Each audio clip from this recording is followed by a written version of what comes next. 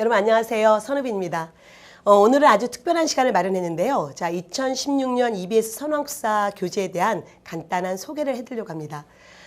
EBS 선호학사 일단은 역사가 있는 책이죠. 2003년에 교재가 출간된 이래로 2008년에 EBS 교재로 채택되었고요. 자, 쭉 지금까지 2016년까지 근 8년간 EBS 교재로 채택되었습니다. 그래서 선호학사 교재는 공무원 한국사의 교과서라고 해도 과언이 아닐 정도로 어떤 신뢰도가 있는 책입니다. 일단은 선호학사의 가장 큰 장점은 좋은 이론서라는 거죠. 일단은 공무원 객관시험에 가장 적합한 그런 이론들로 꽉 차 있는데요. 가장 기본적인 것은 국정교과서의 틀을 잡고 있다는 겁니다. 그리고 현재 8차 교과 과정에 7종의 검인정 교과서 내용을 철저하게 반영했고요. 대학 교양 교과서, 한국사 교재도 철저하게 반영해서 객관식 시험으로서 너무 과하지도 않고 그렇다고 부족하지도 않은 가장 적절한 수험서의 그런 틀을 갖고 있습니다. 두 번째 내용은 기출문제를 완벽 반영했다는 건데요.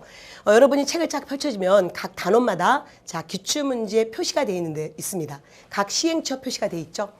2007년부터 문제가 공개됐는데요. 2007년부터 2016년 6월 현재까지의 각 시행처 문제가 쭉 정리가 돼 있어서 여러분이 책을 딱 펼친 순간에 야, 이게 정말 중요하구나. 공무원 시험에 이렇게 많이 나왔구나. 그걸 아실 수 있고요. 스스로 강약에 조절하게끔 만들어 드렸습니다. 그 다음에 단원이 다 끝나면 다시 한번 그 중에 가장 기본적인 기출문제 하나를 제시해서 내가 이론을 제대로 이해하고 있는지 다시 한번 그 기출문제를 통해서 본인이 분석할 수 있게끔 해드렸습니다. 구슬이 서말이어도 여러분 깨워야 보배듯이 아무리 좋은 내용이 있어도 수험서는 가독성이 좋아야 됩니다. 선호학사에서 가장 신경을 많이 쓰고 있는 것은 바로 가독성인데요. 체계적인 구성, 이거는 이미 공부하신 선배님들이 많이 칭찬해 주셨던 부분이기도 하죠. 책을 쫙 펼쳐주면 일단 학습 포인트가 있습니다. 그리고 한눈에 보이는 단원 개간 맥이 있고요. 그리고 학습 길잡이가 있어요. 그래서 그것만 제목만 보셨어도 한국사의 전체 틀을 볼 수 있고요. 일단 숲을 보고 다시 나무로 들어가게끔 해드렸습니다. 자, 그럼 이제 숲을 보셨으면 그 다음에 나무로 들어가시면요. 본문을 딱 펼치시면 그 안에 고딕들이 있습니다. 자, 뭐냐면 한국사가 내용이 정말 방대하죠. 그래서 쭉 읽으시면서 다시 각 그 내용의 가장 중요한 내용들을 고딕으로 넣어서 핵심을 잡아드렸고요. 자, 내용이 쭉 끝날 때 보면 맨 끝에 꼭 알아두기가 있습니다. 이거 정말 중요해요. 거의 기본서들이 비슷비슷한데요. 자, 중요한 것은 방대한 내용을 다시 한번 압축해서 정리하는 부분이 중요한데 이 꼭 알아두기는 바로 저의 그런 내용이죠. 그래서 여러분은 따로 어떤 필기노트나 요약집이 필요 없는 기본서 안에 다시 서브노트라고 할 수 있는 꼭 알아두기를 보시고요. 자, 요것만 갖고도 내용을 정리할 수 있습니다. 그 다음에 요건 조금 과한데 그렇다고 조금 안 다뤄둘 수도 없고 그런 거는 더 알아두기로 넣어서 더 알아두기는 한 공무원 수험서의 9급, 7급에서 한 5년에 한 번 나오는 그런 주제라고 생각하시면 되고요. 그래서 처음 공부하실 때는 더 알아두기보다는 꼭 알아두기에 초점 맞춰주시면 됩니다.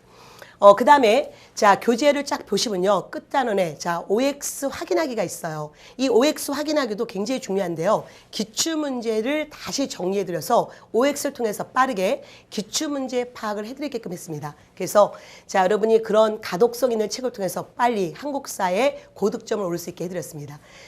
많은 분들이 또 스님 선호한국사는 사료집이 없나요? 이렇게 말씀하시는데 저 있습니다. 기본서 안에 사료가 들어가 있어요. 특히 2016년 선호학사 교재는 사료마다 중요한 키워드를 밑줄을 쳐드렸어요.